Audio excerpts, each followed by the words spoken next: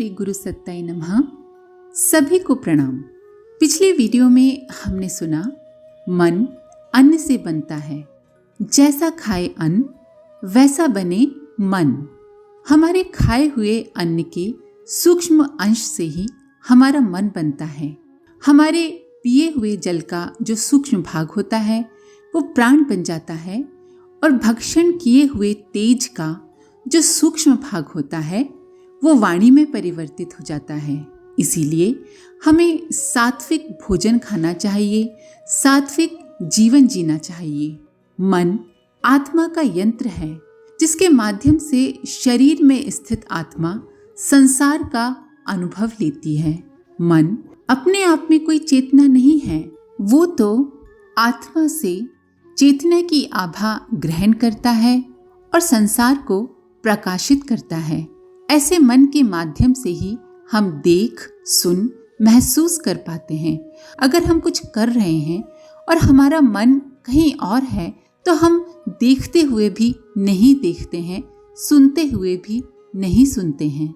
मन के 3 स्तर हैं, चेतन, अवचेतन और अतिचेतन।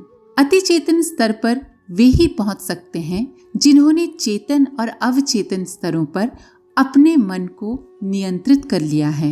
इसी प्रकार मन की 5 अवस्थाएं होती हैं, क्षिप्त, मूढ़, विक्षिप्त, एकाग्र और निरुद्ध। एकाग्रता के अभ्यास और विकास द्वारा मन अपनी उच्चतम अर्थात 5वीं अवस्था तक पहुंच जाता है, जिसे निरुद्ध अवस्था कहते हैं।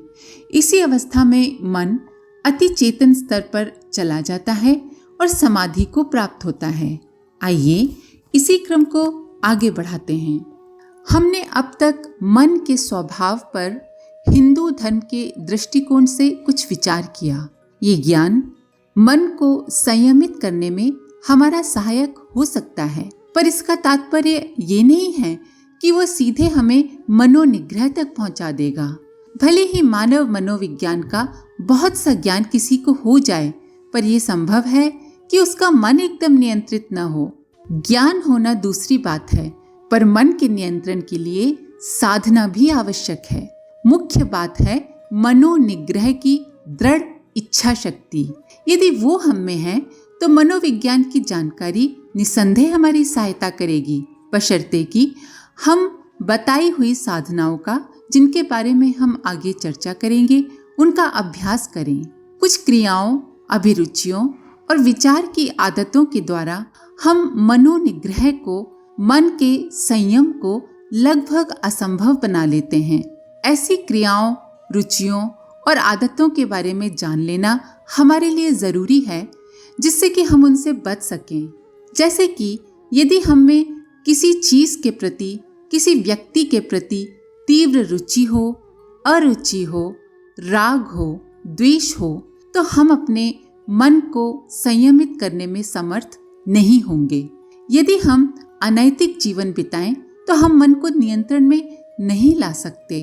यदि हम में जानबूझकर दूसरों को हानि पहुंचाने की आदत हो तो भी हम अपने मन को वश में नहीं कर सकेंगे। यदि हम नशीली वस्तुओं का सेवन करते हैं और असंतुलित एवं अव्यवस्थित जीवन व्यतीत करते हैं, अर्थात खाना, पीना, बोलना, सोना और काम करना अति अल्प या अति अधिक मात्रा में करते हैं, तो हम मन का निग्रह करने में समर्थ नहीं होंगे। यदि हम निरर्थक विवाद में, फालतू की बहसबाजी में पड़ने के आदी हों, दूसरों के संबंध में जानने के लिए अनावश्यक रूप से उत्सुक हों या फिर दूसरों के दोष निकालने में अत्यंत तत्पर रहते हों, तो भी हम मन को वश में नहीं कर सकते। यदि हम अनावश्यक रूप से अपने शरीर को यंत्रणा दें, अर्थहीन खोजों में अपनी शक्ति खर्च करें, अपने ऊपर कठोर मौन का व्रत बलपूर्वक थोप लें अथवा अत्यंत आत्म केंद्रित, स्वार्थी बन जाएं, तो सहज ही मन को वश में करना हमारे लिए संभव न होगा। यदि हम अपने सामर्थ्य को न देखकर बहुत अधिक महत्वाकांक्षाएं रखें, दूसरों की संपत्ति देखकर या दूसरों को देखकर ईर्ष्या करते हों, धार्मिक होने का अभिमान रखते हों, तो भी हम अपने मन को वश में नहीं कर सकेंगे। यदि हम में अपराध की भावना हो तो मन का निग्रह संभव नहीं होगा। अतएव हमें मन से अपराध की समस्त भावना मिटा देनी चाहिए। अगर हम ये सोचते रहें कि हम तो पापी हैं, नीच हैं, अधम हैं, तो ऐसा सोचना बहुत गलत है। हो चुके पापों के लिए प्रायश्चित करना तथा भगवान से इच्छा शक्ति को दृढ़ बनाने की प्रार्थना करना ताकि फिर से वैसे पाप कर्म न हो, बस यही अपराध भावना को दूर करने का उपाय है। पर अपने आप को नीच या अधम बिल्कुल नहीं समझना चाहिए। हम ईश्वर के अंश हैं, हम नीच और अधम भला कैसे हो सकते हैं। मनोनिग्रह में सफलता पाने के लिए दृढ़ इच्छा शक्ति के साथ मनुष्य में आत्मविश्वास होना चाहिए।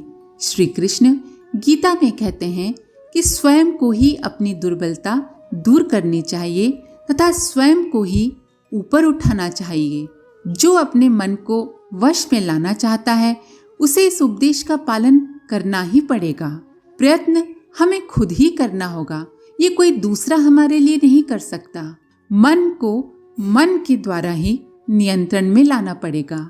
मनोनिग्रह में हम जिन कठिनाइयों का अनुभव करते हैं वे सब हमारे अपने ही मन की उपज होती है।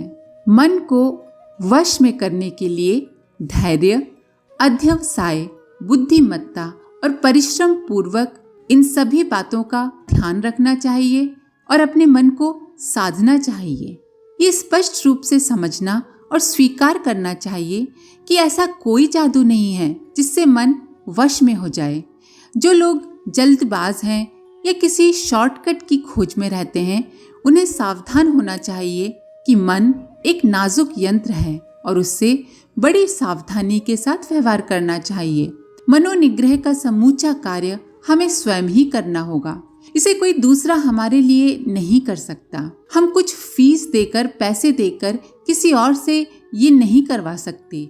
ये हमारा व्यक्तिगत कार्य है और इस कार्य में हमें बड़े ही धैर्य की आवश्यकता होगी। स्वामी विवेकानंद कहते हैं, मन को क्रमशः और विधि पूर्वक वश में करना पड़ेगा। लगातार धीरे धीरे धैर्य पूर्वक संयम के साथ इच्छा शक्ति को बलवान बनाना पड़ेगा। ये बच्चों का खिलवाड़ नहीं है और न ही कोई सनक है कि उसमें पढ़कर एक दिन का अभ्यास किया और फिर दूसरे दिन त्याग दिया।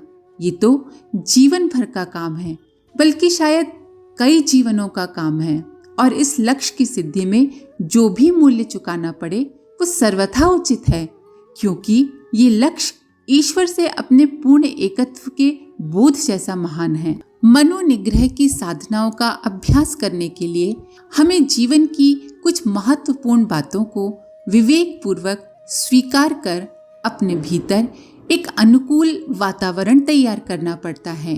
यद्यपि ये सारी बातें सबके जीवन में घटित होना ही है, फिर भी ज्यादातर लोग उनकी तरफ से अपनी आंखें मूंद लेते हैं।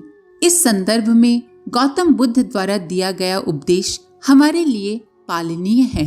वे कहते हैं, भिक्षुओं, ये 5 उपदेश पुरुषों और स्त्रियों के द्वारा, गृहस्थों और भिक्षुओं के द्वारा समान रूप से मनन करने के योग्य हैं। ये 5 उपदेश इस प्रकार हैं। पहला, किसी न किसी दिन वृद्धावस्था मुझ पर आएगी और मैं उससे नहीं बच सकता। दूसरा, किसी न किसी दिन मुझ पर रोग का आक्रमण हो सकता है और मैं उससे बच नहीं पाऊंगा। तीसरा, किसी न किसी दिन मुझ पर मृत्यु का आक्रमण होगा और मैं उससे बच नहीं सकता। चौथा, जिन वस्तुओं को, व्यक्तियों को मैं प्रिय मानता हूँ वे परिवर्तनशील और नाशवान हैं तथा उनका मुझसे वियोग होगा ही, मैं इसे नहीं बदल सकता। पांचवा, मैं अपने ही कर्मों का प्रतिफल हूँ, अर्थात आज मैं जो कुछ हूँ वो अपने पूर्व के किए हुए कर्मों की वजह से ही हूँ और मेरे कर्म भले हों या बुरे, उनका उत्तराधिकारी मैं ही बनूंगा, अर्थात उसका फल मुझे ही भुगतना पड़ेगा, कोई और नहीं भुगतेगा। भिक्षुओं, वृद्धावस्था का विचार करने से यौवन का अभिमान दूर किया जा सकता है या कम किया जा सकता है। रोग का विचार करने से स्वस्थ होने का अभिमान दूर किया जा सकता है या कम किया जा सकता है। मृत्यु का विचार करने से जीवन का अभिमान दूर किया जा सकता है। ये समझा जा सकता है कि हम हमेशा नहीं जिएंगे, हमें एक दिन इस शरीर को छोड़ना है। समस्त प्रिय वस्तुओं के, प्रिय व्यक्तियों के परिवर्तन और वियोग पर विचार करने से उन पे अपने अधिकार की लालसा को दूर किया जा सकता है या कम किया जा सकता है, तथा ये विचार करने से कि अपने कर्मों का फल मुझे ही भुगतना है। आज मैं जो हूँ, आज मेरा जैसा जीवन है, वो मेरे अपने ही कर्मों का फल है। इस पर विचार करने से विचार, वाणी और क्रिया की अशुभ प्रवृत्तियों को दूर किया जा सकता है या कम किया जा सकता है। हम दूसरों को दुख तकलीफ देने से पहले, हम अन्यायपूर्ण जीवन जीने से पहले 50 बार सोचेंगे, क्योंकि हमें मालूम है कि हम जो आज कर रहे हैं उसका फल हमें कभी ना कभी भुगतना ही पड़ेगा। जो इन 5 बातों पर विचार करता है वो अपने अहंकार और वासना को दूर कर सकता है या कम कर सकता है और इस प्रकार निर्वाण के मार्ग पर चलने में समर्थ हो सकता है। गौतम बुद्ध के इन उपदेशों का अभ्यास मन की शुद्धि में बड़ा ही सहायक है। इसके आगे का अगले वीडियो में। आज के लिए इतना ही। अपने विचार कमेंट बॉक्स में जरूर लिखें। आप सभी का धन्यवाद। ओम शांति। हमारे YouTube चैनल को सब्सक्राइब करें और बेल आइकन को दबाकर ऑल पर क्लिक करें ताकि आने वाले सभी वीडियोस की नोटिफिकेशन आपको मिलती रहे।